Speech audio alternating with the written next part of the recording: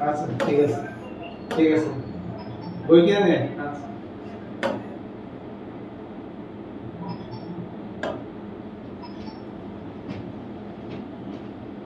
চালু করছে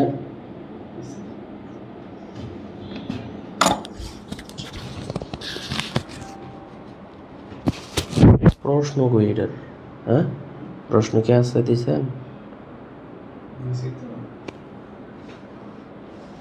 তাহলে একটু পরে আসেন আবার দেখাই দিন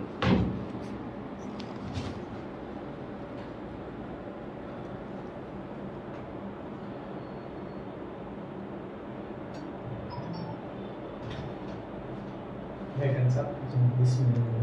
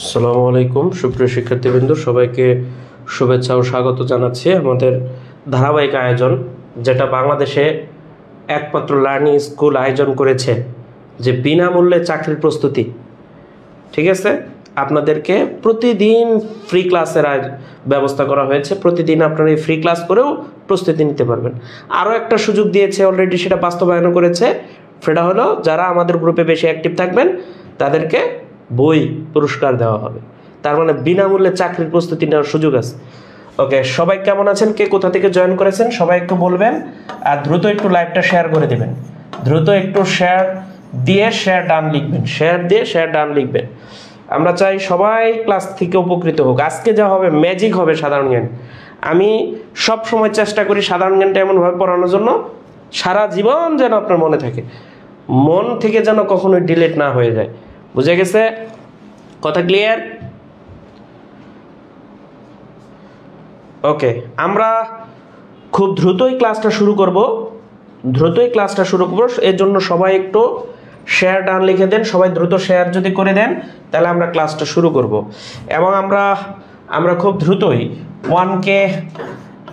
1K চাই 1K মেম্বার এবং হচ্ছে আমরা আজকে আশা করি আজকের ক্লাসে আমাদের 1K শেয়ার হবে ইনশাআল্লাহ ওকে কথা বাড়াবো না যদি কাজটা দ্রুত করেন একদম আলোচনায় চলে যাব ম্যাজিক্যাল আলোচনা বুঝে গেছে কে কে শেয়ার করেছেন একটু জানান আমাকে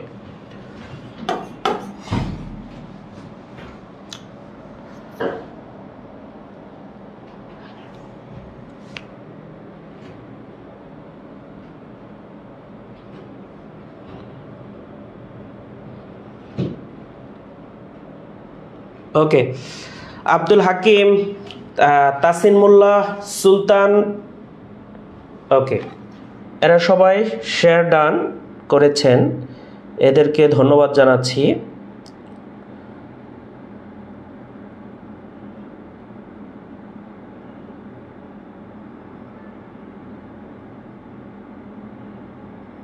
ওকে ওকে আমরা আজকে আলোচনা করব মুসলিম শাসন বাংলায় মুসলিম শাসনটা যাব তার আগে আমরা ভারতবর্ষে যে মুসলিম শাসনটা চলেছে মুঘল আমল সেই মুঘল আমলটা দেখব আমরা এর আগে মুঘল আমলটা যে শুরু হলো যে তিনটা যুদ্ধ দিয়ে পানিপথের তিনটা যুদ্ধ হয়েছিল সেই যুদ্ধগুলো আমরা দেখেছি কে জয়লাভ করেছে সেটাও দেখছি কত সাল হয়েছে ওটাও দেখছি এবার আমরা একটু দেখব যে এই মুঘল আমলের বেশ কিছু শাসক ছিল তাদের গুরুত্বপূর্ণ অ্যাক্টিভিটিস নিয়ে আমাদের আজকে আলোচনা হবে এবং এখান থেকে প্রশ্ন আসে। তাহলে মুঘল শাসকদের আমরা একটা মনে রাখার কৌশল আবিষ্কার করেছি যে মুঘল শাসকদের কিভাবে মনে রাখবো, সেটা হলো আপনারা একটু দেখেন, আমি একটা শব্দ লিখব, বাহু আজ সাজাও, সাজাও মানে বাহু আজ সাজাও। হ্যাঁ, তাহলে মনে রাখবেন বাতে হচ্ছে বাবর, বাদে হচ্ছে বাবর, হতে হচ্ছে হুমায়ুন, বাবরের ছেলে হুমায়ুন, হ্যাঁ, আতে হচ্ছে আকবর, হুমায়ুনের ছেলে আকবর, জতে হচ্ছে জাহাঙ্গীর, জতে হচ্ছে জাহাঙ্গীর, আর সাজা মানে শাহজাহান, শাহজাহান, এবং আও মানে আওরঙ্গজেব, আওরঙ্গজেব, আওরঙ্গজেব, আওরঙ্গজেব। বাহু আজ সাজাও, দেখছেন একদম আমাদের কিন্তু মুঘল আমলের সবগুলো শাসক সম্পর্কে আমাদেরই হয়ে গেল। তাহলে বাবর, হুমায়ুন, আকবর, জাহাঙ্গীর, শাহজাহান, আওরঙ্গজেব। বাহু আজ সাজাও, বাহু আজ সাজাও। বুঝে গেছে? কথা ক্লিয়ার? বুঝতে পেরেছেন কিনা আমাকে বলেন। এবং দেখেন আমি কিন্তু সময় ক্ষেপণ না করে দ্রুতই ক্লাস শুরু করে দিয়েছি, কারণ একটা সেকেন্ড বেশি সময় পেলে একটা সেকেন্ড আপনি বেশি জানতে পারেন, ফ্রি বিনামূল্যে পড়তেছেন। তো আপনাদের কাছে একটা জিনিসই আমি আবদার করি, সেটা হলো কৃপণতা না করে সবাই একটু শেয়ার করে দিবেন। আমি চাইলে 10 মিনিট পরেও শুরু করতে পারতাম, শেয়ারের গল্পই করতে পারতাম, ঠিক আছে?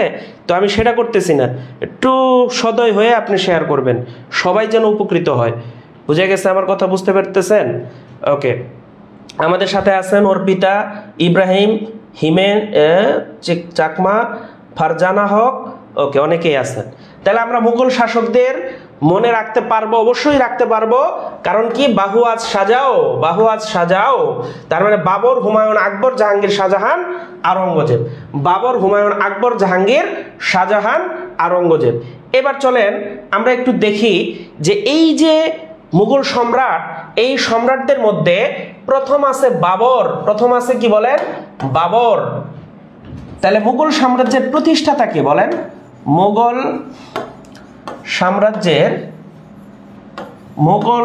সাম্রাজ্যের প্রতিষ্ঠাতা, তার নাম হচ্ছে বাবর, তার নাম হচ্ছে বাবর। কিন্তু তার একটা আবার প্রকৃত নামও আছে, তার নাম হচ্ছে জহিরুদ্দিন মোহাম্মদ বাবর, জহিরুদ্দিন মোহাম্মদ বাবর, জহিরুদ্দিন মোহাম্মদ বাবর। তাহলে মুঘল সাম্রাজ্যের প্রতিষ্ঠাতা হচ্ছে জহিরুদ্দিন মোহাম্মদ বাবর। ওকে ওকে, এই বাবরের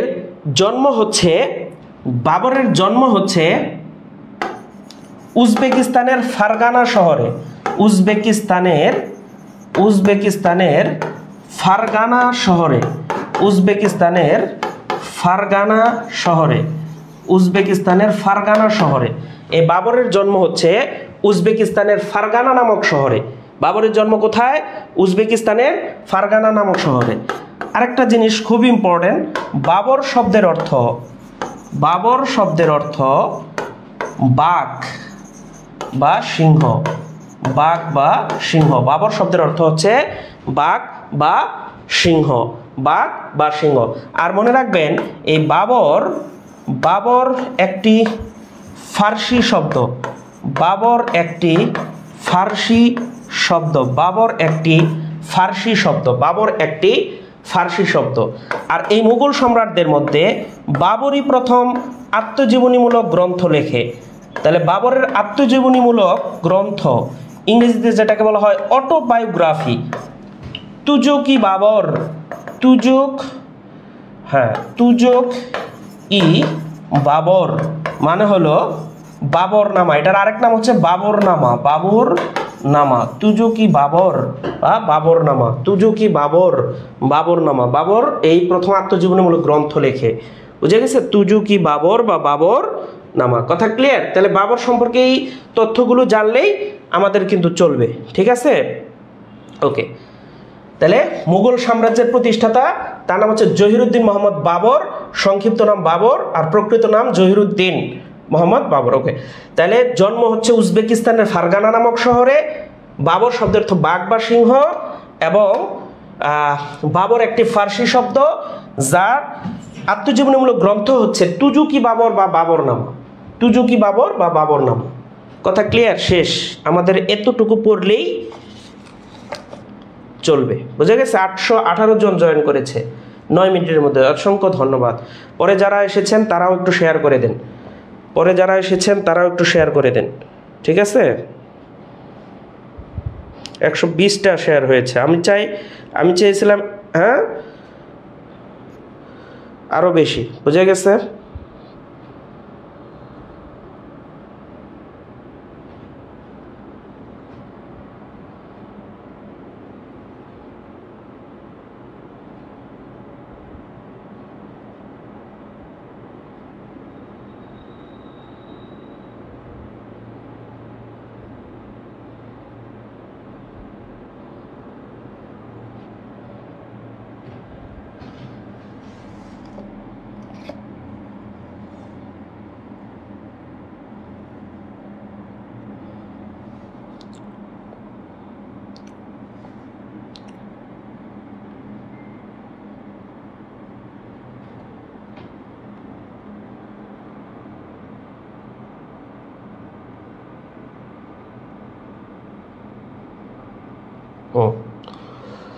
ওকে, তাহলে আমরা সবাই আশা করি বুঝতে পেরেছেন। ওকে, লাস্টেরটা একবার বলুন।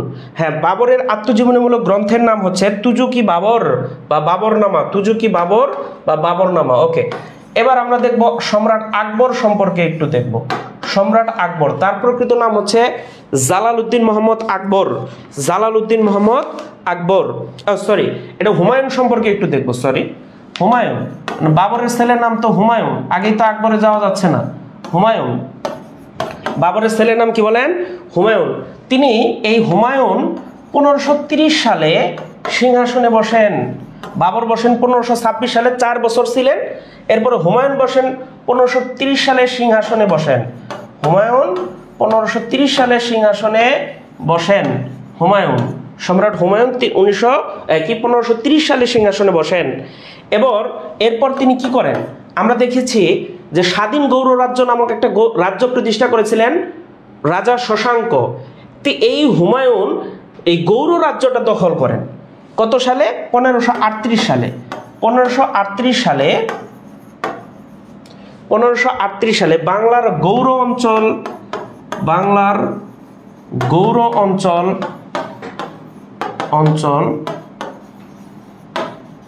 জয় করেন। বাংলার গৌর অঞ্চল জয় করেন বা বলবো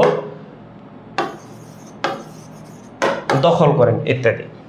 ওকে, এরপর তিনি, খুব ইম্পর্টেন্ট প্রশ্ন, তিনি এই জয় করার পরে তিনি বাংলাকে নাম দেন একটা নাম দেন। তিনি নামটা দেন জান্নাতাবাদ। তিনি বাংলার নাম দেন জান্নাতাবাদ। বাংলার নাম দেন জান্নাতাবাদ। ওকে, এরপরে 1540 সালে তিনি কনৌজের যুদ্ধে শেরশাহর কাছে পরাজিত হন। শেরশাহ এর নিকট পরাজিত হন। তিনি কনৌজের যুদ্ধে শেরশাহর নিকট পরাজিত হন। ওকে, তাহলে আমরা কয়টা তথ্য পাইলাম এখানে? সেটা হলো 1530 সালে হুমায়ুন সিংহাসনে আরোহণ করেন। 1538 সালে তিনি বাংলার গৌর অঞ্চল জয় করেন। তিনি বাংলার নাম দেন জান্নাতাবাদ। তিনি বাংলার নাম কি দেন? জান্নাতাবাদ। 1540 সালে তিনি কনৌজের যুদ্ধে, কোন যুদ্ধে? কনৌজের যুদ্ধে। কার কাছে পরাজিত হন? শেরশাহর নিকট পরাজিত হন। এটা মনে রাখবেন।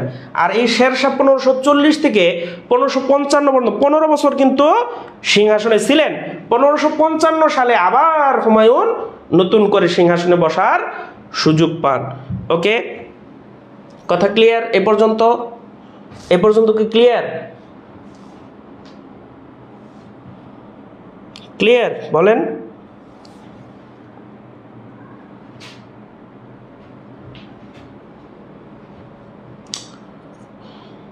ক্লিয়ার? হ্যাঁ, সঞ্জিদা কেমন আছেন স্যার? আলহামদুলিল্লাহ ভালো আছি। ওকে ওকে, এরপর আমরা একটু দেখব, সেটা হলো যে এই হুমায়ুন শব্দের অর্থ, হুমায়ুন শব্দের অর্থ, বাবর শব্দের অর্থ পাইছি বাঘ, হুমায়ুন শব্দের অর্থ সৌভাগ্যবান, সৌভাগ্যবান, সৌভাগ্যবান, সৌভাগ্যবান। হুমায়ুন শব্দের অর্থ সৌভাগ্যবান। এই সৌভাগ্যবান ব্যক্তিটি 1555 সালে 15 বছর পর পুনরায় সিংহাসন ফিরে পান, অর্থাৎ দিল্লির মসনদে তিনি পুনরায় বসেন, পুনরায় সিংহাসন ফিরে পান, পুনরায় সিংহাসন ফিরে পান, ফিরে পান।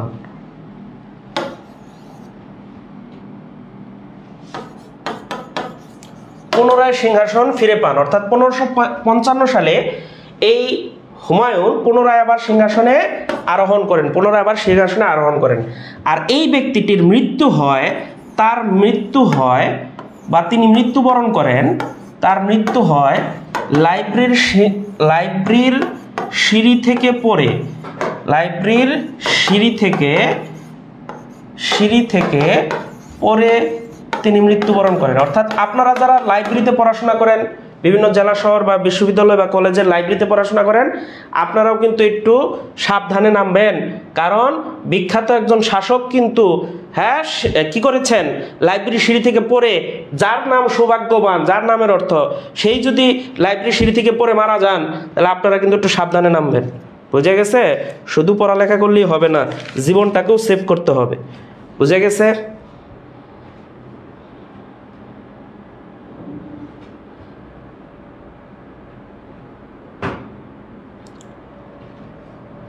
ওকে, ক্লিয়ার? আমাদের একটু দ্রুত গতিতে পড়তে হবে, কারণ অনেকগুলো পড়া আছে। আমরা বাংলায় মুসলিম শাসনটাও পড়ব, একটু সুবেদারি আমলটা পড়তে হবে। ওকে,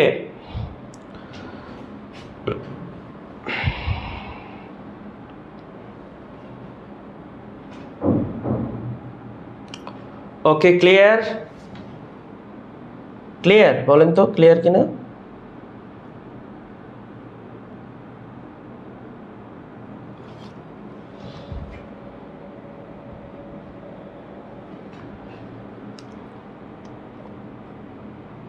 স্যার খুব রোমান্টিক কথা বলে। হ্যাঁ, রোমান্টিক কথা না বললে কি আপনারা মনে রাখতে পারবেন? হ্যাঁ, বলেন তো। ওকে, এরপর হচ্ছে শেরশাহ। এই যে হুমায়ুনকে ক্ষমতাচ্যুত করে যিনি বসলেন ক্ষমতার মসনদে, তার নাম হচ্ছে শেরশাহ। আর এই শেরশাহ কি করেন জানেন? উপমহাদেশে আফগান সাম্রাজ্য প্রতিষ্ঠা করেন। আফগান সাম্রাজ্য, উপমহাদেশে আফগান সাম্রাজ্য প্রতিষ্ঠা করেন, আফগান সাম্রাজ্য প্রতিষ্ঠা করেন, উপমহাদেশে আফগান সাম্রাজ্য প্রতিষ্ঠা করেন। ওকে, উপমহাদেশে কি করেন? আফগান সাম্রাজ্য প্রতিষ্ঠা করেন। ওকে, তিনি, আমরা একটু আগেও দেখছি, 1540 সালে সিংহাসনে বসেন, দিল্লির মসনদে বসেন। 1540 সালে তিনি সিংহাসনে বসেন, 1540 সালে তিনি সিংহাসনে বসেন। ওকে, তার উপাধি ছিল, তার উপাধি শের খান, উপাধি হচ্ছে শের খান, উপাধি হলো শের খান। তিনি গ্র্যান্ড ট্র্যাঙ্ক রুট নির্মাণ করেন ভারতবর্ষে। তিনি গ্র্যান্ড ট্যাঙ্ক রোড নির্মাণ করেন, গ্র্যান্ড ট্র্যাঙ্ক রোড নির্মাণ করেন। ওকে, এবং ভারতবর্ষে তিনি ঘোড়ার ডাক প্রচলন করেন, ঘোড়ার ডাক প্রচলন করেন। তিনি ভারতবর্ষে ঘোড়ার ডাক প্রচলন করেন, তিনি ভারতবর্ষে ঘোড়ার ডাক প্রচলন শুরু করেন। কথা ক্লিয়ার? তাহলে আমরা একটু দেখি তিনি কি কি করেছিলেন, উপমহাদেশে আফগান সাম্রাজ্য প্রতিষ্ঠা করেন, এবং এখানে আরেকটা কথা লিখে রাখতে পারেন, সেটা হলো আফগান দুর্গও নির্মাণ করেন তিনি। আফগান দুর্গও নির্মাণ করেন তিনি। আফগান দুর্গ নির্মাণ করেন। তাহলে আফগান সাম্রাজ্য প্রতিষ্ঠা করেন, তাহলে আফগান দুর্গকে নির্মাণ করবে, তিনি নির্মাণ করবেন। 1540 সালে তিনি সিংহাসনে বসেন। 1540 সালে তিনি কোথায় বসেন? সিংহাসনে বসেন। তার উপাধি ছিল শের খান। তিনি গ্র্যান্ড ট্যাঙ্ক রুট নির্মাণ করেন এবং তিনি ভারতবর্ষে ঘোড়ার ডাক প্রচলন করেন। তিনি ভারতবর্ষে কি প্রচলন করেন? ঘোড়ার ডাক প্রচলন করেন। ওকে, এরপর আমরা দেখব সম্রাট আকবর সম্পর্কে আমরা একটু ধারণা নিব। বুঝে গেছে? আমাদের ক্লাস কিন্তু আমরা 20 মিনিট হয়ে গেছে, খুব দ্রুতই শুরু করেছি আমরা, হ্যাঁ, সময় ক্ষেপণ না করে। আপনারা যারা শেষে এসেছেন এখনো সুযোগ আছে, একটু শেয়ার করে দেন। ওকে, এরপর আমরা দেখব সেটা হলো সম্রাট আকবর দেখব আমরা। ওকে, আকবর মাত্র 13 বছর বয়সে সিংহাসনে আরোহণ করেন। মাত্র 13 বছর বয়সে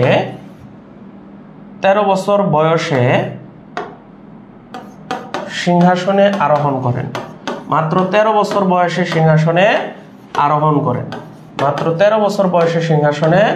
আরোহণ করেন। ওকে, এরপর তিনি 1576 সালে বাংলা জয় করেন।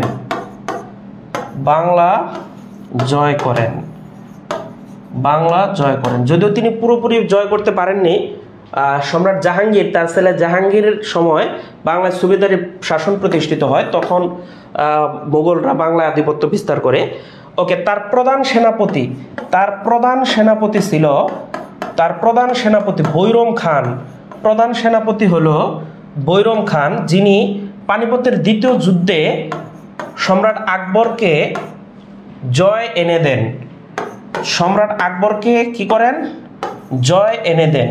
বৈরম খান। এই বৈরম খান ছিলেন তার পিতার ঘনিষ্ঠ বন্ধু, সম্রাট হুমায়ুনের বন্ধু, এবং তিনি এই তার বন্ধুর ছেলে আকবরকে কি করেন, অনেক কিছুতে তিনি পরামর্শ দেন, তারপরে কি করেন, সুদৃষ্টি রাখেন। অর্থাৎ তিনি বিশ্বাসঘাতকতা করেননি। হ্যাঁ, তিনি তার বন্ধুর ছেলের সাথে প্রতারণা করেননি। ইচ্ছা করলে তিনি ক্ষমতা নিতে পারতেন। আত্মজীবনীমূলক গ্রন্থ, বাবরের পর যিনি আত্মজীবনীমূলক গ্রন্থ লিখছেন তার নাম হচ্ছে আকবর। তিনি লিখেছেন আত্মজীবনীমূলক গ্রন্থ লিখেছেন আইনে আকবরী। তার আত্মজীবনীমূলক গ্রন্থ আইনি আকবরী। যদিও তিনি এটা লেখেন নাই, লিখেছেন আবুল ফজল। ওকে, কিন্তু আকবরের শাসন ব্যবস্থা নিয়েই আইনে আকবরী লেখা হয়। আর তার সমাধিটা হচ্ছে, এই মহান শাসক আকবরের সমাধি হচ্ছে সেকেন্দ্রা। তার সমাধি হচ্ছে সেকেন্দ্রা, এবং তাকে মুঘল সম্রাটদের মধ্যে শ্রেষ্ঠ সম্রাট হিসেবে বিবেচনা করা হয়। মুঘল সম্রাটদের মধ্যে তাকে শ্রেষ্ঠ সম্রাট হিসেবে বিবেচনা করা হয়, যদিও তিনি ইসলাম ধর্মের এগেইনস্টে কিছু পদক্ষেপ নিয়েছিলেন। যেমন দ্বীনে ইলাহি চালু করেছিলেন, সেগুলো আমরা একটু দেখব। এ পর্যন্ত হয়েছে কিনা বলেন, ক্লিয়ার কিনা, সকল তথ্য ক্লিয়ার কিনা বলেন একটু। আমরা বইতে যত আলোচনা আছে তার চেয়েও একটু ডিটেলস আলোচনা করতেছি, যাতে আপনারা প্রশ্নগুলো সহজে অ্যান্সার করতে পারেন, এই জন্যই আমাদের এত আলোচনা। বুঝতে পেরেছেন?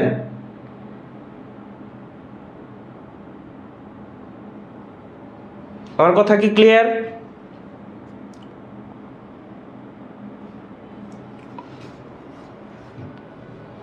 লাস্ট সুযোগ, একটু এখনো যারা শেয়ার করেন নাই, এখনো সুযোগ আছে, একটু শেয়ার করে দেন। ওকে, এরপর আমরা দেখব আকবরের রাজদরবার।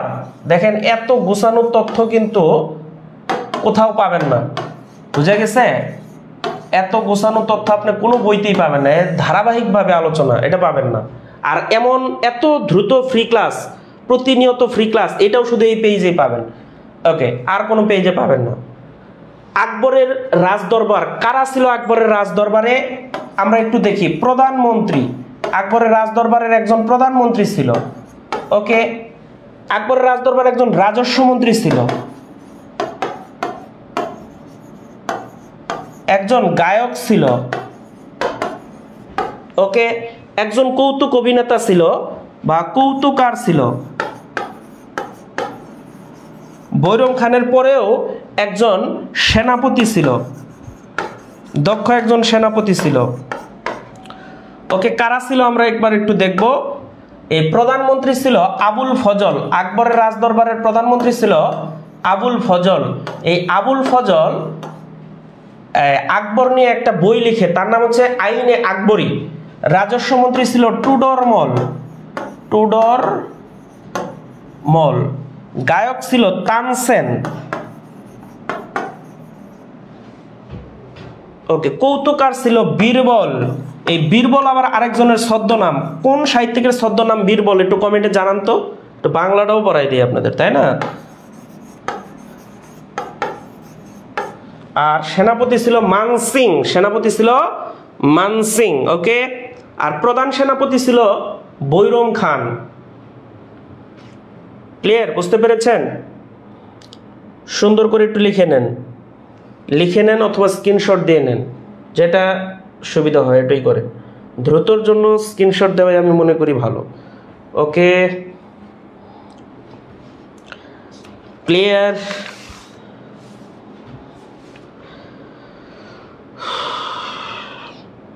এবার দেখেন, আমরা এত ডিটেলস আলোচনা করি যেন আপনার পরীক্ষায় আনকমন কিছু না থাকে, সব কিছু যেন কমন থাকে। আমরা এবার দেখব আকবরের সংস্কারমূলক কিছু অবদান। আকবরের সংস্কারমূলক কিছু অবদান আমরা একটু দেখব, আকবরের সংস্কারমূলক অবদান। ওকে, আশা করি এটুকু হয়েছে। অনেকে অ্যান্সার করেছেন Pramod Chowdhury. Okay, thank you very much. Mitu Sarkar, Mohammad Alamin. Okay, ধন্যবাদ সবাইকে যারা প্রমোদ চৌধুরী লিখেছেন। একটার সাথে আরেকটা সম্পর্কিত, এই জন্য আমাদের একটু ডিটেলস পড়তে হয়, তাই না? তাহলে আকবরের সংস্কারমূলক অবদান, সংস্কারমূলক কাজ বা অবদান, সংস্কারমূলক অবদান লিখি, অবদান, আকবরের সংস্কারমূলক অবদান। ওকে, আচ্ছা, তাহলে আমরা একটু যদি দেখি, সেটা হলো কি কি সংস্কার করেছিলেন এবং ওটা কি বিষয়ক সংস্কার, কত সালে করেছিলেন। সালটা মনে রাখা একটু কঠিন হবে, আমি একটু সালটা দিব না, শুধু একটা সাল দিব, সেটা দিনে ইলাহি। দিনে ইলাহি, দিন ই ইলাহি একটা সংস্কারমূলক কাজ। কি মূলক এটা পরে বলবো। 2 নাম্বার হচ্ছে মানস দরবারি, মানস বদারি, এটা একটু আপনারা হয়তো শুনেন নাই, মানস বদারি।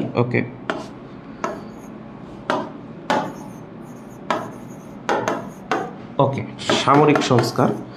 ওকে, তারপর হচ্ছে রাজপুত নীতি, এটা ছিল একটা যুদ্ধ নীতি, একটু পরে আমি লিখাবো রাজপুত নীতি। ওকে, এরপর আছে জিজিয়া কর রহিতকরণ, জিজিয়া কর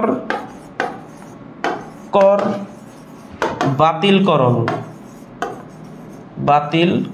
জিজিয়া কর বাতিলকরণ। ওকে, লাস্টে ছিল বাংলা সন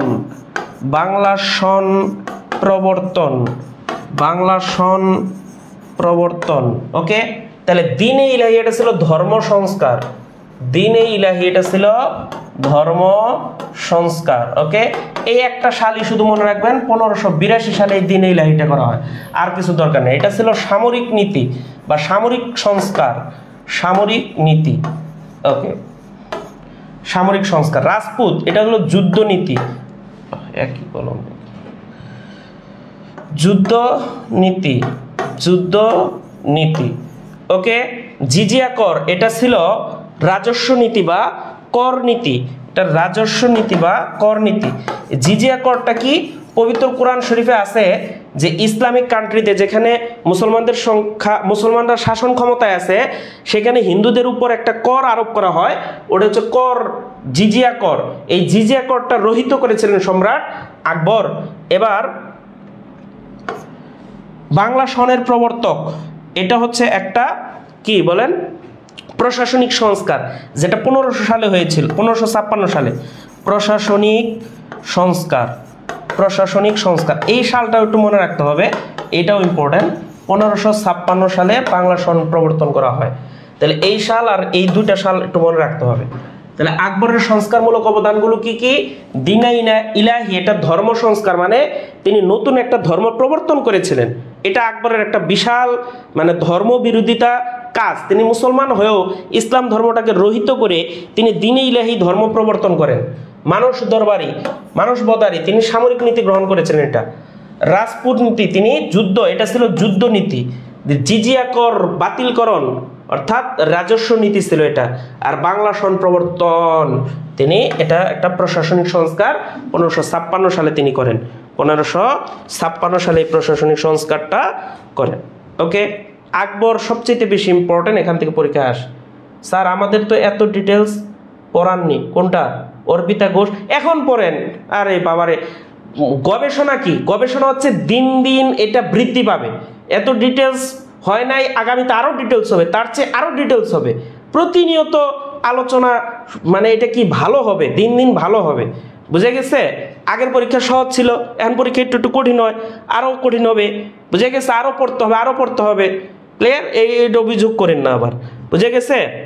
ওকে, তাহলে একটা কমেন্টে আমাকে একটা তথ্য জানান, সেটা হলো যে বাংলা সন কবে প্রবর্তন করা হয়? বাংলা সন কবে প্রবর্তন করা হয় এটা আমাকে একটু জানান। এরপর আমরা জানবো সম্রাট জাহাঙ্গীর। বেশি তথ্য এখান থেকে পড়তে হবে না, একটু আমরা যেটুকু গুরুত্বপূর্ণ সেটুকু পড়ি। তিনি মানে জাহাঙ্গীর ফার্সিকে রাষ্ট্রভাষা করেন। ফার্সিকে রাষ্ট্রভাষা করেন। তিনি ফার্সিকে রাষ্ট্রভাষা করেন। সম্রাট জাহাঙ্গীর কি করেন? ফার্সিকে রাষ্ট্রভাষা করেন। তার আমলে ইস্ট ইন্ডিয়া কোম্পানি ব্যবসা শুরু করে। তো কি হয়? ইস্ট ইন্ডিয়া কোম্পানি ভারতবর্ষে আসে। আচ্ছা, এটা বাদ দিয়ে আমরা আরেকটা তথ্য লিখি। আচ্ছা, যাই হোক, তার আমলে ইস্ট ইন্ডিয়া কোম্পানি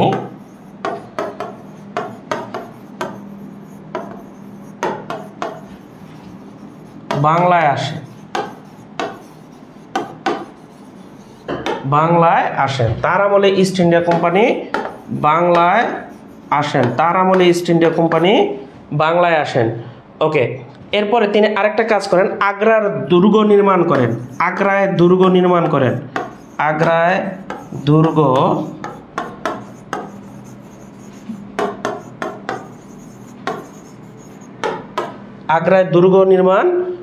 তার একটা আত্মজীবনীমূলক গ্রন্থ আছে। তার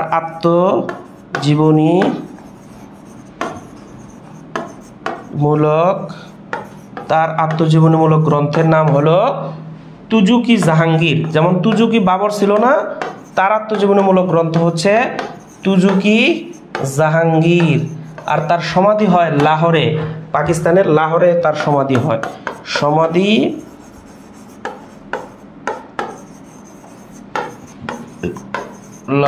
সমাধি হলো লাহোরে। ক্লিয়ার? আপনারা একটু মনে রাখবেন, তিনি ফার্সিকে রাষ্ট্রভাষা করেন, ভারতবর্ষের রাষ্ট্রভাষা করেন। পরবর্তী ইংরেজরা আসার পরে ইংরেজিকে রাষ্ট্রভাষা করা হয়। তার আমলে ইস্ট ইন্ডিয়া কোম্পানি বাংলায় আসে। তিনি তার সুবেদারকে পারমিশন দেন আসার জন্য। আগ্রায় দুর্গ নির্মাণ করেন। আত্মজীবনীমূলক গ্রন্থের নাম হচ্ছে তুজুকি জাহাঙ্গীর এবং তার সমাধি হচ্ছে লাহোরে। তার সমাধি হচ্ছে কোথায় বলেন? তার সমাধি হচ্ছে লাহোরে। ওকে,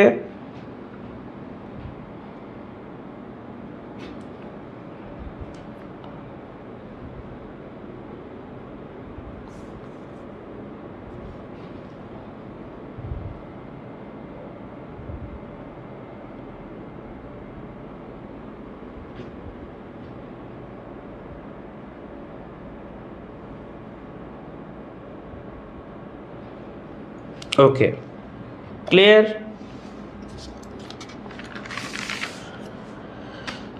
ওকে, এরপর আমরা দেখব সম্রাট জাহাঙ্গীর। সম্রাট জাহাঙ্গীর কি শাহজাহান, সরি সম্রাট শাহজাহান।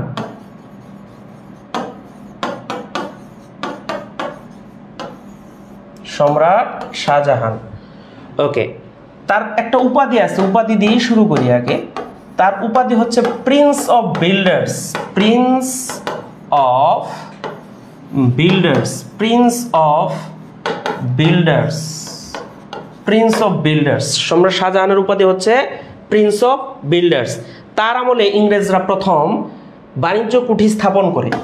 তার আমলে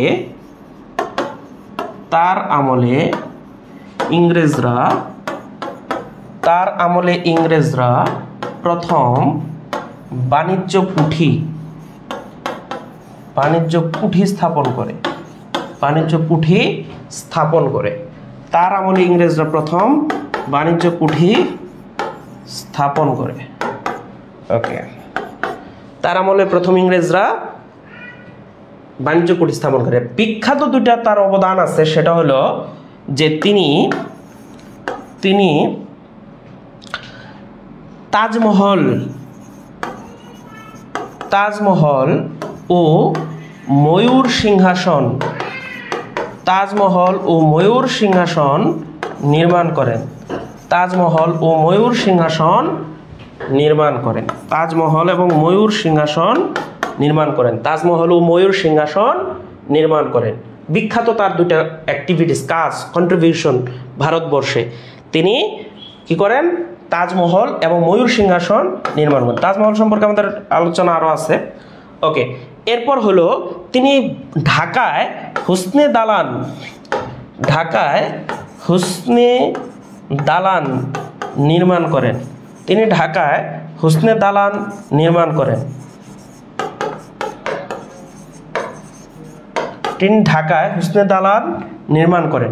ঢাকায় কি করেন? হুসনে দালান নির্মাণ করেন। তাহলে শাহজাহানকে উপাধিটা কি বলেন? Prince of builders. যেহেতু তিনি এই ভারতবর্ষে অনেক গুরুত্বপূর্ণ কিছু কি করেছেন? অবকাঠামোগত উন্নয়ন করেছেন, ভবন নির্মাণ করেছেন, এই জন্য তাকে প্রিন্স অফ বিল্ডার্স বলা হয়। তার আমলে ইংরেজরা প্রথম বাণিজ্য কুঠি স্থাপন করে। তিনি তাজমহল ও ময়ূর সিংহাসন নির্মাণ করেন, বুঝে গেছে? এবং ঢাকায় হুসনে দালান নির্মাণ করেন সম্রাট শাহজাহান। ওকে, হ্যাঁ, ওকে। কল্পনা দাস, ইসরাত জাহান, রিমা আক্তার,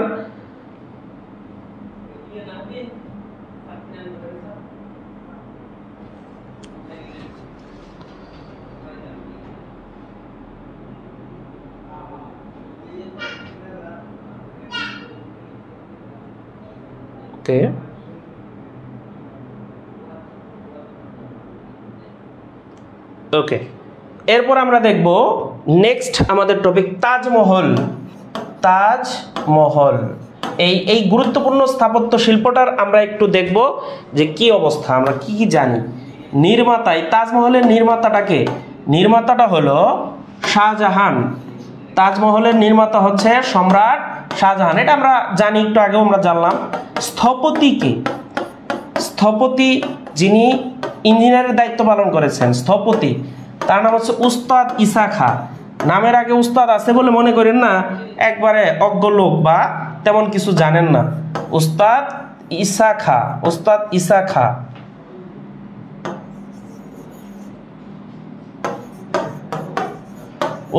ঈসা খাঁ হচ্ছে এটা স্থপতি। ওকে, নির্মাণ কালটা আমাদের একটু দেখতে হবে। নির্মাণ কাল 1632 থেকে 1653 সালের মধ্যে 20 থেকে 21 বছর সময় লেগেছে এটা নির্মাণ করতে। স্থান কোথায় নির্মিত হয়েছে এই তাজমহলটা? এটা হলো উত্তরপ্রদেশ, আগ্রা যেটা ভারতের উত্তর প্রদেশে অবস্থিত। উত্তরপ্রদেশ, ভারতের অনেকগুলো প্রদেশ আছে, পশ্চিমবঙ্গ, আসাম, বিহার, উড়িষ্যা, হ্যাঁ, তার মধ্যে একটা আছে উত্তরপ্রদেশ। এবং এটি যমুনা নদীর তীরে অবস্থিত। এটি যমুনা নদীর তীরে অবস্থিত। যমুনা নদীর তীরে অবস্থিত এবং এটাকে ইউনেস্কো বিশ্ব ঐতিহ্যের অংশ হিসেবে স্থান দিয়েছে 1983 সালে। 1983 সালে ইউনেস্কো স্বীকৃতি দিয়েছে বিশ্ব ঐতিহ্যের অংশ হিসেবে। ইউনেস্কো স্বীকৃতি দিয়েছে। ক্লিয়ার?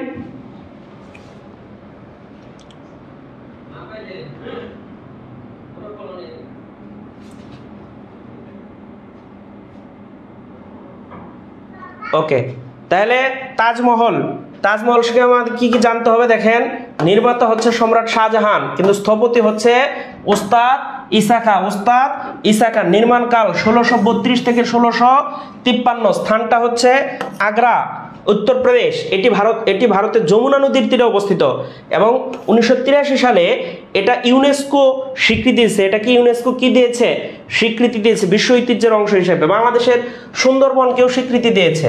একটু আগে আমরা পেজ বেসে আলোচনা করলাম। সুন্দরবন এটাকে দিয়েছে 1997 সালে স্বীকৃতি দিয়েছে। বাংলাদেশে আরো 3টা জায়গা আছে, সেটা হলো 60 গম্বুজ মসজিদ এবং সোমপুর বিহার। বুঝা গেছে? ওকে, ক্লিয়ার? আমাদের আলোচনা অনেক বেশি ডিটেলস হয়ে যাচ্ছে, যার কারণে আমরা কিন্তু সব শেষ করতে পারবো কিনা জানি না, তবে চেষ্টা করবো আজকে সব শেষ করতে। ওকে, এরপর হচ্ছে আওরঙ্গজেব। আপনারা যদি প্রথমে যে কাজটা করবেন, আমি জানি একটু এই সময়ের মধ্যে লেখা একটু কঠিন হবে, আপনারা প্রথমে স্ক্রিনশট দিয়ে রাখবেন, যে লেখা অসম্পূর্ণ থাকলেও জায়গা রেখে দিবেন, পরবর্তীতে স্ক্রিনশট দেখে আপনারা লিখবেন। না হলে আপনারা যদি পুরোপুরি লিখতে যান তাহলে আমার কিন্তু অনেক বেশি সময় লাগবে, কারণ আমি চাই না হচ্ছে আমরা এই সময়ের মধ্যে খুবই অল্প পড়ি, এটা আমাদের কাম্য না। আমরা একটু দেখবো এবার সম্রাট আওরঙ্গজেব। তিনি ছিলেন অত্যন্ত ধর্মপ্রাণ। মোগল শাসকদের মধ্যে তিনি সবচেয়ে ধর্মপ্রাণ ব্যক্তি ছিলেন, ধর্মভীরু, খোদাভীরু ব্যক্তি ছিলেন। এই জন্য তার উপাধি হলো, বা তাকে ডাকা হয় জিন্দা পীর বলে। তার উপাধি জিন্দা পীর। এই ধর্মপ্রাণ হওয়ার কারণে তার উপাধি হচ্ছে জিন্দা পীর। ধর্মপ্রাণ হওয়ার কারণে তার উপাধি হচ্ছে জিন্দা পীর। তিনি বই লিখেছিলেন, গ্রন্থ, ইসলামী আইন গ্রন্থ লিখেন, যেটা হলো নামটা হলো ফতুয়ায়ে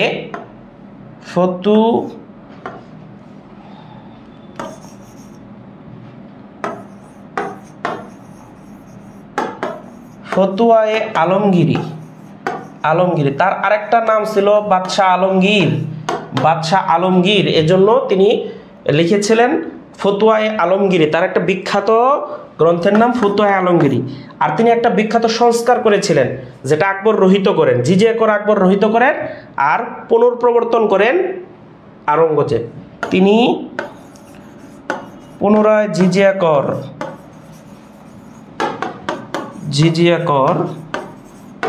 চালু করেন।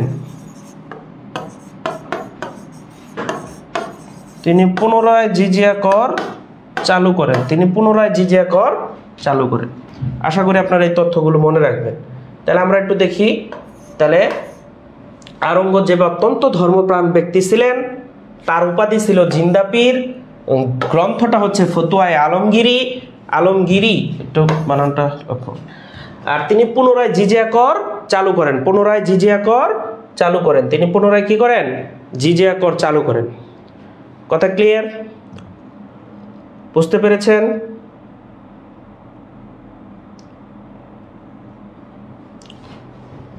তাহলে একটু বলেন তো আমাকে, জিজিয়া করকে রহিত করেন দেখি, আমাকে একটু কমেন্টে জানান। জিজিয়া করকে রহিত করেন, বলেন।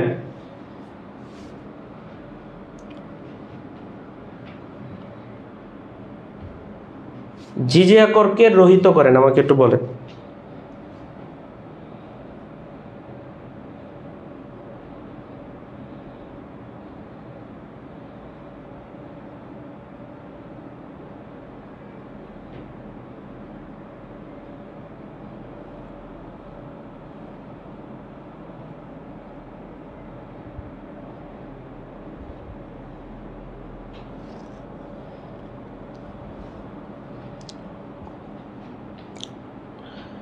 জিজ্ঞাকরকে রহিত করেন, একটু বলেন দেখি এটা সঠিক উত্তর কে দিতে পারেন। এর কনফিউজিং প্রশ্ন কিন্তু। গোলকধাঁধা, S Akbar, thank you very much. Akbar রহিত করেন। আমি ভাবছি আপনারা উত্তর দিবেন কি আওরঙ্গজেব, আপনারা মনে হয় একটু গোলকধাঁধায় পড়ে যাবেন। নো, ওকে, অনেকেই ভেরি ভেরি মানে হচ্ছে অ্যাটেন্টিভ ইন দিস ক্লাস, ঠিক আছে, ধন্যবাদ। আমি এই অ্যাটেনশন টেস্টটাই করলাম। যারা ক্লাসে মনোযোগ থাকবে তারা সফল হবে, নিশ্চিত সফল হবে, হ্যাঁ, চাকরি তাদেরই হবে। ওকে, এবার আমরা দেখব দ্বিতীয় বাহাদুর শাহ, অর্থাৎ মুঘল আমলের শেষ শাসক, তার নাম হচ্ছে দ্বিতীয় বাহাদুর শাহ। দ্বিতীয় বাহাদুর শাহ, দ্বিতীয় বাহাদুর শাহ। ওকে, তিনি শেষ মুঘল সম্রাট।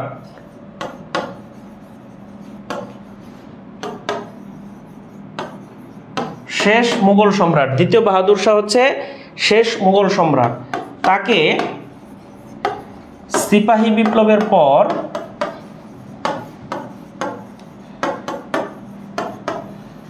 সিপাহী বিপ্লবের পর 1858 সালে মিয়ানমারের রেঙ্গুনে নির্বাসিত করা হয়। মিয়ানমারের রেঙ্গুনে নির্বাসিত করা হয়। মিয়ানমারের রেঙ্গুনে তাকে নির্বাসিত করা হয় এবং 1862 সালে তিনি ওখানে মারা যান। তিনি 1862 সালে রেঙ্গুনেই মারা যান। রেঙ্গুনে মারা যান।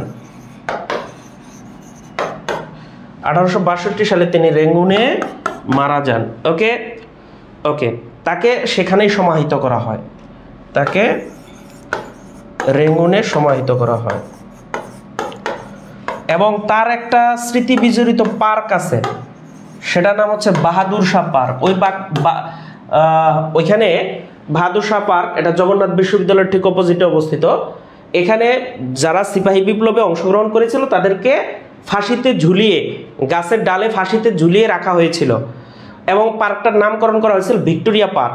কিন্তু যখন ভারতবর্ষ স্বাধীন হলো তখন এই পার্কটার নাম চেঞ্জ করে নাম রাখা হয় বাহাদুর শাহ পার্ক। এই সেই বাহাদুর, হ্যাঁ, মুঘল সম্রাট বাহাদুর শাহ, তার নাম অনুযায়ী কিন্তু বাহাদুর শাহ পার্কটা করা হয়। তার নাম অনুসারেই কি করা হয়?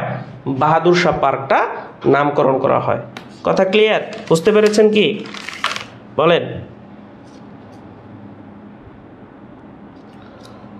আমরা কি লাস্ট ফ্রি ক্লাসে, আমার খেলা আসতেছে না, আমরা কি ফখরুদ্দিন মোবারক শাহ সম্পর্কে জেনেছিলাম? শামসুদ্দিন ইলিয়াস শাহ এবং আলাউদ্দিন হোসেন শাহ। একটু কেউ যদি ক্লাসটা সর্বশেষ ক্লাসটা করে থাকেন একটু আমাকে জানান তো, যে আমরা গত ক্লাসে বাংলায় যে মুসলিম শাসন চলেছে সেটার সম্পর্কে ক্লাস করেছিলাম কিনা একটু বলেন।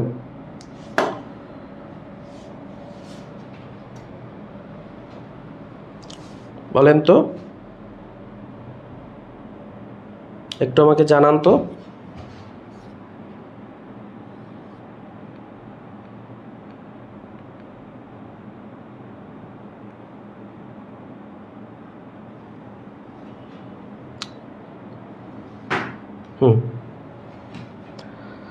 ওকে, তাহলে আমরা একটু চলে যাই বাংলায় যে নবাবী আমল আছে। নবাবী আমল, নবাবী আমল, নবাবী আমল আমরা জাস্ট আর একটু পরে আমরা প্র্যাকটিসে চলে যাব, জাস্ট একটু পড়বো আমরা নবাবী আমল। কি পড়বো আমরা? দেখেন নবাবী আমলে সেটা হলো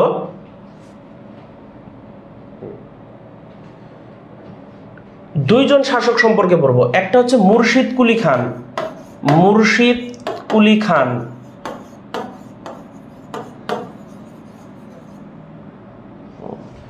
আরেকটা হচ্ছে সিরাজউদ্দৌলা।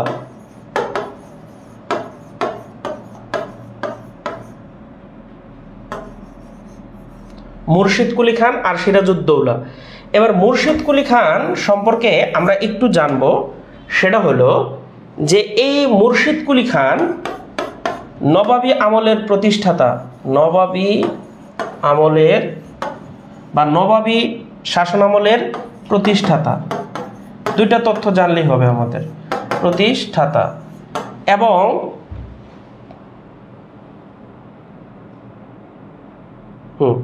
আচ্ছা, এবং তিনি রাজধানী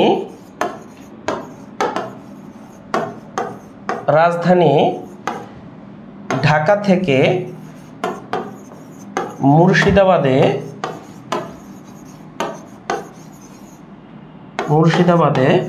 স্থানান্তর করেন। তিনি রাজধানী ঢাকা থেকে মুর্শিদাবাদে স্থানান্তর করেন। তিনি রাজধানী ঢাকা থেকে মুর্শিদাবাদ স্থানান্তরিত করেন। ওকে, এই দুইটা তথ্য জানলেই হবে, নবাবী আমলের প্রতিষ্ঠাতা এবং তিনি রাজধানী, বাংলার প্রথম স্বাধীন নবাবও তিনি, মুর্শিদ কুলি খান। হ্যাঁ, এটাও একটু লিখে দিই, বাংলার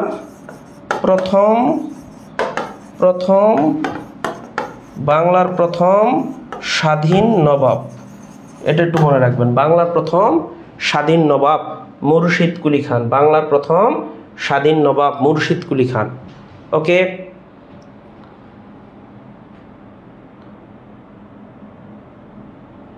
বাংলার প্রথম স্বাধীন নবাব মুর্শিদ কুলি খান। ওকে, সমস্যা নাই, আমাদের পর্যাপ্ত ক্লাস হবে, এটা নিয়ে টেনশন করেন না। আমি ভাবছি যে হয়েছে এজন্য নবাবী আমল শুরু করেছি, নবাবী আমল শেষ আমল, কিন্তু আমরা এই যে হচ্ছে যে সুলতানি আমল আছে আর সুবেদারি আমল, এটাও পড়বো। ওকে ওকে, তাহলে আমরা একটু দেখি, এই যে আমাদের বাংলায় যে মুসলিম শাসনটা চলেছে, এটা জানার আমরা টেকনিক শিখেছিলাম এইভাবে, তুষ বাসুন মানে কি, এই যে তুর্কি আমল, এটা শাসকটা কম ইম্পর্টেন্ট। এরপর হচ্ছে সুলতানি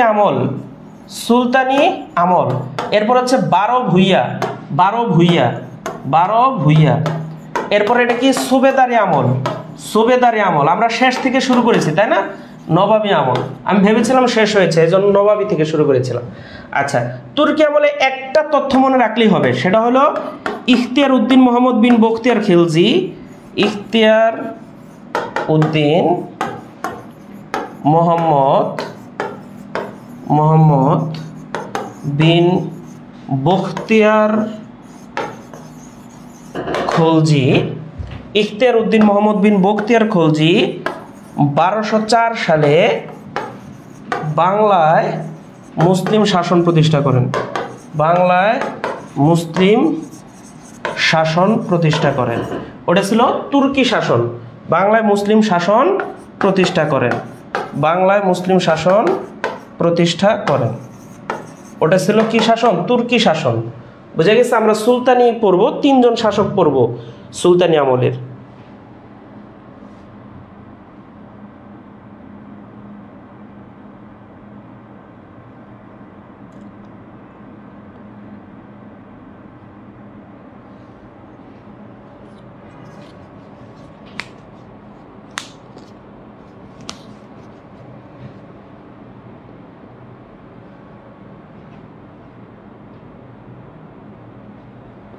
ওকে, ইখতিয়ার উদ্দিন মোহাম্মদ বিন বখতিয়ার খলজি 1204 সালে বাংলায় মুসলিম শাসন প্রতিষ্ঠা করেন। বাস তুর্কি আমল থেকে এইটুকু তথ্য পড়লেই হবে, এটুকু তথ্য পড়লেই চলবে। বুঝে গেছে?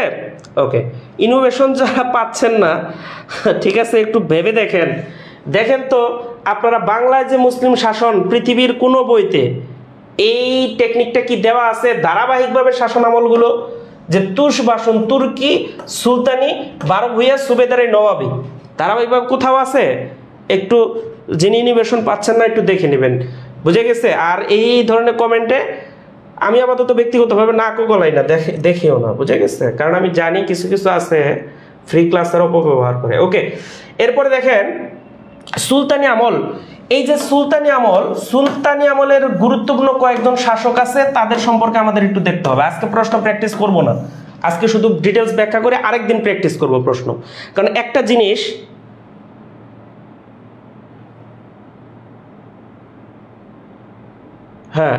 বিস্তারিতভাবে আমি ব্যাখ্যা করতেছি, আরেকদিন প্রয়োজনে আমি বিস্তারিত আরেকদিন প্রয়োজনে কি করব, আলোচনা করব। ওকে, প্রশ্ন আলোচনা করব। ওকে, তাহলে সুলতানি আমলের কয়েকজন শাসক সম্পর্কে, 3 জন শাসক সম্পর্কে মনে রাখতে হবে। সেটা হলো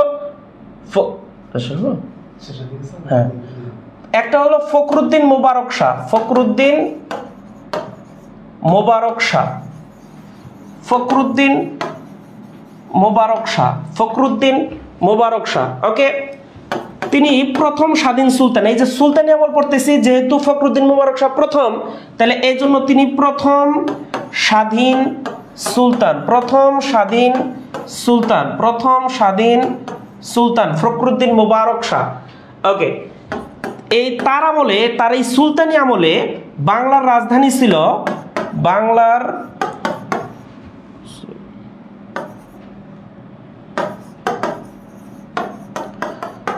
রাজধানী ছিল সোনারগাঁও। বাংলার রাজধানী ছিল কি বলেন? সোনারগাঁও। ফখরুদ্দিন মোবারক শাহ আমলে বাংলার রাজধানী ছিল সোনারগাঁও। ওকে, তিনি বাংলার প্রথম স্বাধীন সুলতান। এইটা থেকেই প্রশ্ন আসে, বাংলার প্রথম স্বাধীন সুলতান কে? ফখরুদ্দিন মোবারক শাহ। বাংলা কার আমলে প্রথম সোনারগাঁও রাজধানী হয়? এটা হলো সুলতানি আমলের শাসক ফখরুদ্দিন মোবারক শাহ আমলে আছে। এরপর তার আমলে ইবনে বতুতা বাংলায় আসে, ইবনে বতুতা বাংলায় আসে। তার আমলে ইবনে বতুতা বাংলায় আসেন, তার আমলে ইবনে বতুতা বাংলায় আসেন, তার আমলে ইবনে বতুতা কোথায় আসেন? বাংলায় আসেন। ওকে, তার আমলে ইবনে বতুতা বাংলায় আসেন। ওকে, ক্লিয়ার? ফখরুদ্দিন মোবারক শাহ হচ্ছে বাংলার প্রথম স্বাধীন সুলতান, বাংলার রাজধানী ছিল সোনারগাঁও, তার আমলে ইবনে বতুতা বাংলায় আসেন, তার আমলে ইবনে বতুতা বাংলায় আসেন। ওকে, ক্লিয়ার?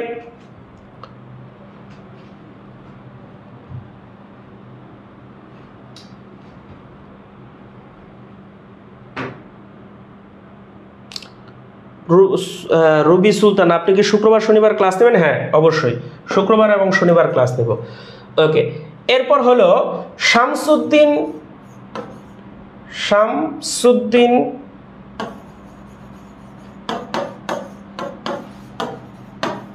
ইলিয়াস শাহ।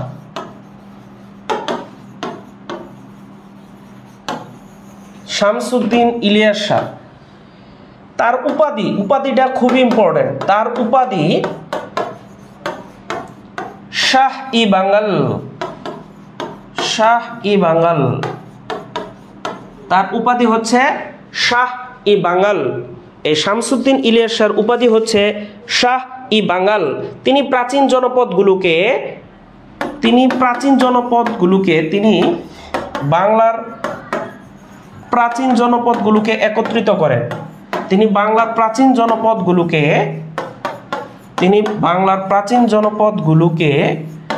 একত্রিত করেন।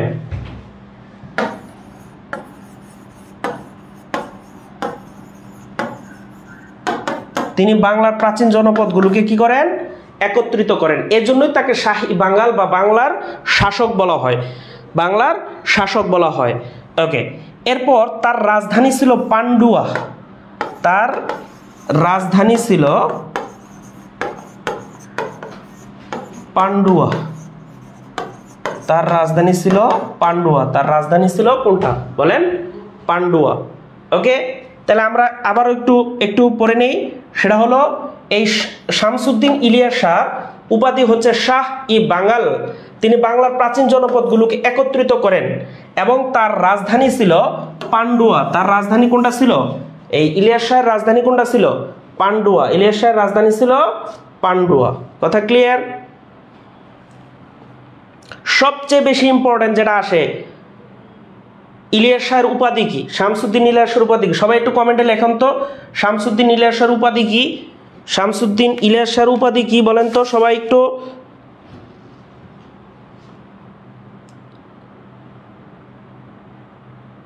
ফাতেমা আক্তার রুবি, অনেক ক্লাস করতে পারিনি। হ্যাঁ করবেন, আমাদের এখানে রেকর্ড আছে তো, করে ফেলবেন। ওকে, আলাউদ্দিন হোসেন শাহ।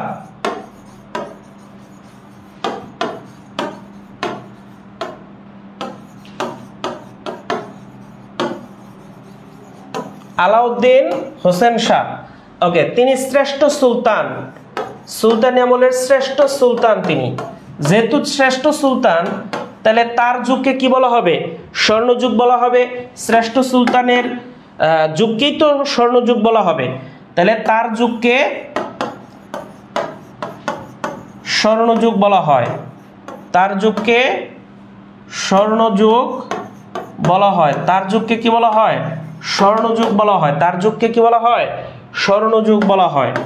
ওকে, তার রাজধানী ছিল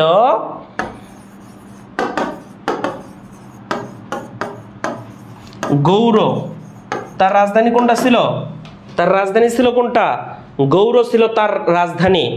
এবং তিনি গৌড়ের ছোট সোনা মসজিদ নির্মাণ করেন, যেটা গৌড়ের ছোট সোনা মসজিদ নির্মাণ করেন। মসজিদ, গৌড়ের ছোট সোনা মসজিদ নির্মাণ করেন, যেটা কোথায় অবস্থিত বলেন তো? যেটা চাপাইতে অবস্থিত। এই যে আমি একটু লিখে দেই, ছোট সোনা মসজিদ চাপাই নবাবগঞ্জে অবস্থিত। কোথায়? চাপাই নবাবগঞ্জ, চাপাই নবাবগঞ্জে অবস্থিত। কথা ক্লিয়ার? বুঝতে পেরেছেন? গৌড়ের ছোট সোনা মসজিদ কোথায় অবস্থিত? চাপাই নবাবগঞ্জ। ওইখানে একজন বীর শ্রেষ্ঠের সমাধি আছে, তার নাম হচ্ছে মহিউদ্দিন জাহাঙ্গীর। মহিউদ্দিন জাহাঙ্গীর, মহিউদ্দিন জাহাঙ্গীর। মহিউদ্দিন জাহাঙ্গীরের সমাধি হচ্ছে ছোট সোনা মসজিদ প্রাঙ্গণ, চাপাই নবাবগঞ্জের ছোট সোনা মসজিদ প্রাঙ্গণ। ছোট সোনা মসজিদ প্রাঙ্গণ। কথা ক্লিয়ার? ওকে,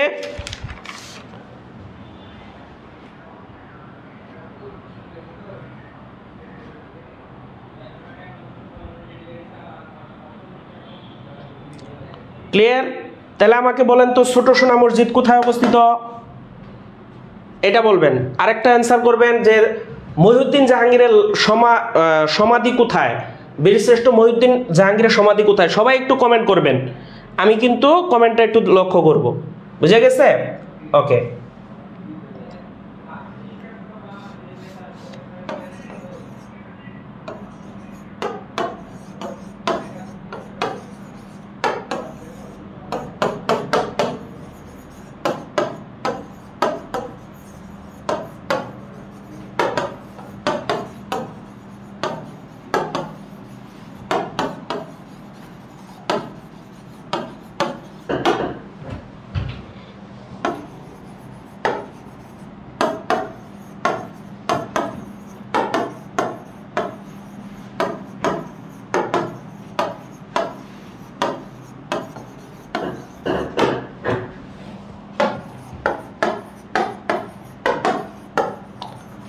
ওকে, জাস্ট 12 ভূঁইয়াদের সম্পর্কে একটা লাইন লিখছে, সেটা হলো ভাটি অঞ্চলের জমিদার যারা মুঘলদের শাসন মেনে নেয়নি, যারা মুঘলদের শাসন মেনে নেয়নি তাদেরকে একত্রে 12 ভূঁইয়া বলা হয়। 12 ভূঁইয়াদের সময় রাজধানী ছিল সোনারগাঁও এবং অন্যতম শ্রেষ্ঠ শাসক ছিল 12 ভূঁইয়াদের ঈসা খাঁ। আমরা অনেক সময় মনে করি যে 12 ভূঁইয়া বলতে 12 জন ভূঁইয়াকে বলা হয়, না। 12 ভূঁইয়া হচ্ছে যারা মুঘলদের শাসন মেনে নেয়নি। এদের মধ্যে হিন্দু মুসলমান অনেক শাসকই আছে। বুঝা গেছে? আর বিশেষ করে তারা ছিলেন ভাটি অঞ্চলের জমিদার। কিশোরগঞ্জ, হবিগঞ্জ, মৌলভীবাজার এই সমস্ত ভাটি অঞ্চল যে আছে এই অঞ্চলের জমিদার ছিলেন। বুঝা গেছে? হ্যাঁ, অনেকেই কমেন্ট করেছে Chapai Nawabganj, Chapai Nawabganj Chhoto Sona Masjid. Thank you very much. Nijhum Ratri, Ayesha, Nazmun, Iti Khatun, thank you very much. আমাদের আজকে ক্লাস আমরা শেষ পর্যায়ে আছি, একটু তথ্য দিয়ে আমরা ক্লাস শেষ করব। Thank you very much. যারা কমেন্ট করেছেন সবার কমেন্টই আমি দেখেছি, ধন্যবাদ, অসংখ্য ধন্যবাদ। সুস্মিতা রায়, ধন্যবাদ। ওকে, সুবেদারি আমল,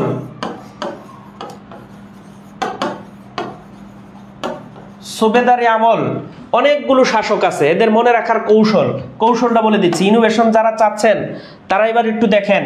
ইনোভেশন, ঈশা শামির, কি লিখলাম? ঈশা শামির। হ্যাঁ, এই যে ই শা,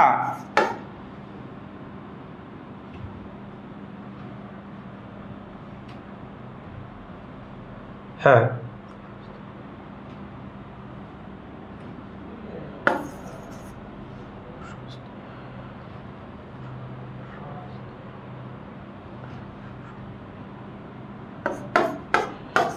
ওকে, এবার দেখেন তো ইনোভেশন একটু, যিনি ইনোভেশন চাইতে চান, এবার দেখেন ইসলাম খান, ঈশা সমীর মানে ইতে ইসলাম খান, হ্যাঁ এগুলো সম্পর্কে পরবর্তী ক্লাসে আলোচনা করব। শায়েস্তা খান, শায়েস্তা খান, এবার শাহতে হচ্ছে শাহ সুজা, শাহ সুজা, এবার মিরতে হচ্ছে মীর জুমলা, মীর জুমলা, মীর জুমলা। ওকে, তাহলে ঈশা শামির, ইসলাম খান, শায়েস্তা খান, শাহ সুজা, মীর জুমলা। বুঝে গেছে? সুবেদারি শাসকদের মনে রাখার কৌশল, সুবেদারি শাসকদের মনে রাখার কৌশল। ঈশা শামির মানে ইসলাম খান, শায়েস্তা খান, শাহ সুজা, মীর জুমলা। ওকে, ক্লিয়ার? আপনারা সবাই ভালো থাকেন, সুস্থ থাকেন, আর মন দিয়ে পড়াশোনা করবেন। বুঝে গেছে? পড়াশোনা করলে এটার ফল একদিন পাবেন। একটা কথা বলে আমি শেষ করছি, সেটা হলো একজন লিখেছেন সুরাইয়া ঐশী, ছোট সোনা মসজিদ কার সমাধি বললো? মহিউদ্দিন জাহাঙ্গীর, মহিউদ্দিন জাহাঙ্গীর।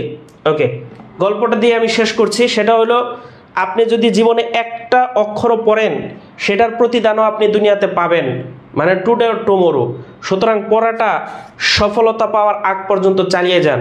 আর আমাদের যে ফ্রি ক্লাসগুলো হচ্ছে এটাতে চোখ রাখুন, ইনশাল্লাহ যে সার্কুলারগুলো আসছে ওটাতে আপনি সফল কাম হবেনই।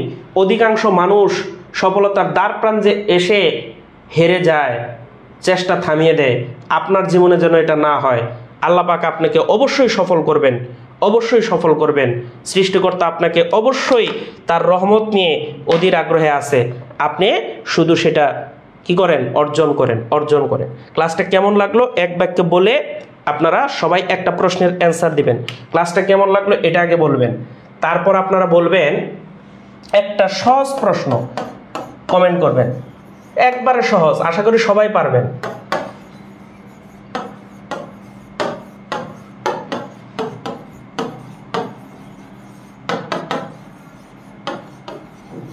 ক্লাসটা কেমন লাগলো এটা একটু বলবেন, আর লাস্টে আমাকে বলবেন ইনোভেশন আছে কিনা ক্লাসে একটু বলবেন। ইনোভেশন, টেকনিক এবং যা থাকা দরকার আছে কিনা এটা বলবেন। আর সবাই আমার জন্য দোয়া করবেন। লাস্টে একটা প্রশ্নের উত্তর আপনারা দিবেন কমেন্টে, মুঘল সাম্রাজ্যের প্রতিষ্ঠাতাকে। ধন্যবাদ। নিয়মিত ফ্রি ক্লাস হবে, এই ফ্রি ক্লাসের মাধ্যমে আপনার জীবন পরিবর্তন হতে পারে।